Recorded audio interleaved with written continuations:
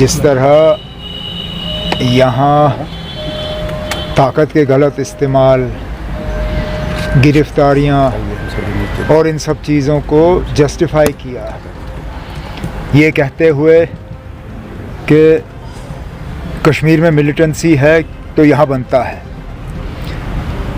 किस लिहाज से बनता है?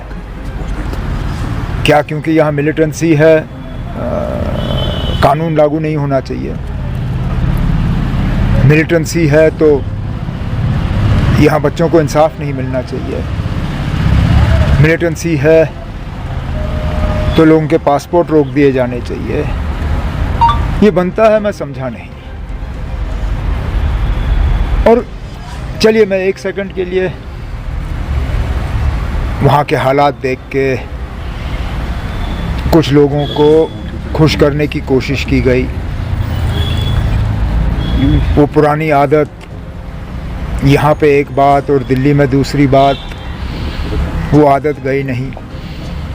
लेकिन जब एक बार पता चला कि जो कहा गलत कहा और लोगों ने उसको ठीक तरह से लिया नहीं, माफ़ी मांग लेते।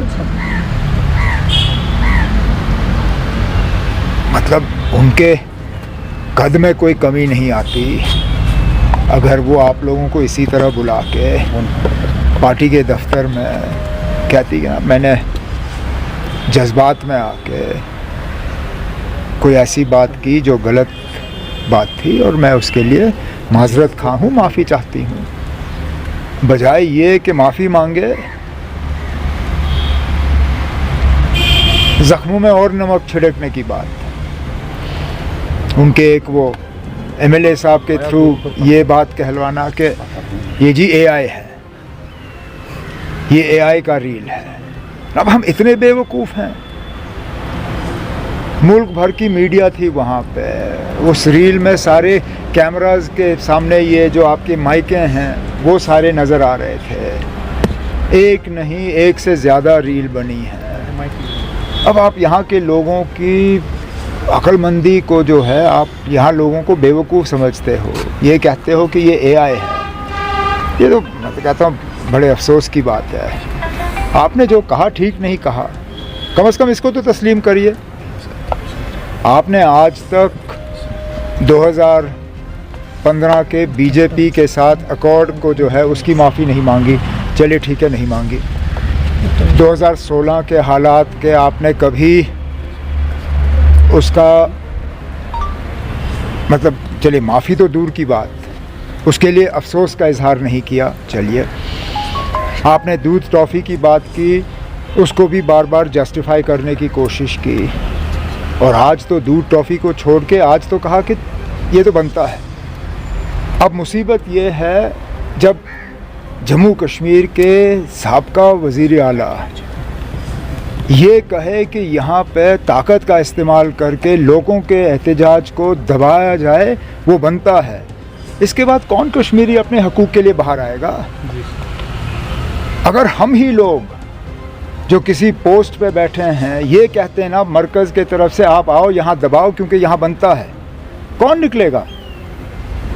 कल को हम स्टेटहुड के लिए ही अगर एहतजाज करना शुरू करें, अब महबूबा मुफ्ती के इस बयान के बाद तो जो बाहर निकलने के लिए भी तैयार होगा वो कहेगा ना अब तो इन्होंने तो खुली छूट दी है, अब तो अगर कल को हमारे घर पे बुलडोज़र चलेगा, महबूबा जी कहेगी ये तो बनता है।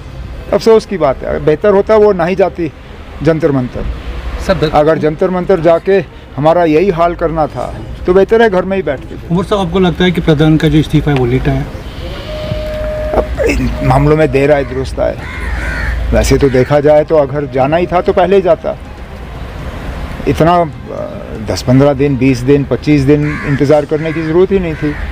अगर जो उन्होंने अपने चिट्ठी में लिखा, जिन हालात के बुनियाद पे वो इस्तीफ़ा दे गए, वो हालात तो पिछले 25-30 दिन से हम देख रहे थे। लेकिन जैसे मैंने कहा, चलिए देर आए दुरुस्त आए, इसमें और किसी की कामयाबी नहीं है। सर कहते हैं कामयाबी के कई माँ बाप होते हैं, फेलियर जो है वो ऑर्फन होता है, अनाथ होता है। धर्मेंद्र प्रधान के इस्तीफ़े के क्रेडिट लेने वाले बहुत होंगे, लेकिन सही क्रेडिट अगर किसी को जाता है वो उन बच्चों को जाता है जो वहाँ से हिले नहीं और अपने मौक़िफ़ से पीछे हटे नहीं। सर 2500 से ज़्यादा लोग जो है हिरासत में ले गए हैं जो तो अब यही तो मुसीबत है। इसी बात पे महबूबा जी कहती है बनता है। अब हम क्या कहें, जब ज़िम्मेदार लोग इन चीज़ों को नज़रअंदाज करने के लिए तैयार हों तो ये तो होगा ही ना।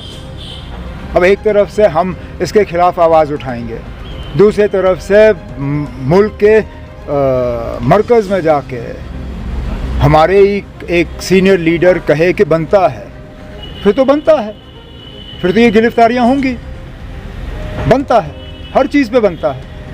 यही मुसीबत है, यही मुसीबत है। फिर कोई फ़ायदा नहीं यहाँ श्रीनगर आके आप इसके ख़िलाफ़ बोलो, जहाँ बोलना था दुनिया मीडिया के सामने, पूरे मुल्क का मीडिया था वहाँ पे, मुल्क की सारी नज़रें थी उस वक्त जंतर मंतर पे, उस वक्त इसके ख़िलाफ़ कहते, लेकिन नहीं, उस वक्त आपने कहा बनता है। अब पता नहीं और कितने गिरफ्तार होंगे यही देखते हुए कि बनता है। मैंने उस दिन भी कहा ना, ये गलत है, इससे हम मिलिटेंसी का खात्मा नहीं कर पाएंगे। मिलिटेंसी का सही मायने में खात्मा करने के लिए लोगों को साथ रखना ज़रूरी है। लोगों को साथ रखे बिना मिलिटेंसी को हम यहाँ ख़त्म नहीं कर पाएंगे। एक हद तक ज़रूर हम कामयाबी हासिल करेंगे, लेकिन वो लास्ट माइल जिसको कहते हैं, आखिरी किलोमीटर की जो कामयाबी है, उसको हासिल करने के लिए लोगों का साथ बहुत ज़रूरी है। और अगर इसी तरह हम गिरफ्तारियाँ करते रहें, इसी तरह हम बुलडोज़र का इस्तेमाल करते रहें, इसी तरह अगर हम नौजवानों को सताते रहें तो लोग हमारे साथ नहीं होंगे ना। अब आप अंदाज़ा करिए, अगर 2,500-3,000 लोग गिरफ़्तार हुए हैं, उनमें कम से कम उनकी फैमिली के 3-4 लोग होंगे, 5 लोग होंगे, तो 3,000 को 5 से मिला दीजिए, 15,000। कम से कम हमने आज 15,000 लोगों को एलियनेट किया हुआ है। अब अगर इतने लोगों को हम एलियनेट करेंगे, कहाँ मिलिटेंसी के ख़िलाफ़ लड़ाई में आप कामयाब हो जाओगे।